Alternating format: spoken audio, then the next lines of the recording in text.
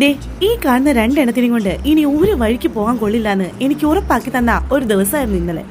കാര്യം എന്താണെന്ന് ഈ വീഡിയോ കാണുമ്പോൾ തന്നെ നിങ്ങൾക്ക് മനസ്സിലാവും. ഒരു വഴിക്ക് പോയിട്ട് അവിടെ എത്രത്തോളം കുളവാക്കാനും ഞങ്ങളെ എത്രത്തോളം ബുദ്ധിമുട്ടിക്കാനും എൻ്റെ രണ്ട് പൊന്നു മക്കളും തെളിയിച്ചു കേട്ടോ. കാത്തൂട്ടിക്ക് ഇവിടെ വന്നപ്പോൾ പിന്നെ രാജ്യം കീഴടക്കി സന്തോഷമായിരുന്നല്ലോ. അപ്പോൾ പിന്നെ കേശുമോനും കൂടിയുള്ളപ്പോൾ അവളുടെ സന്തോഷം ഇരട്ടിയാവും, കുസൃതി ഇരട്ടിയാവും.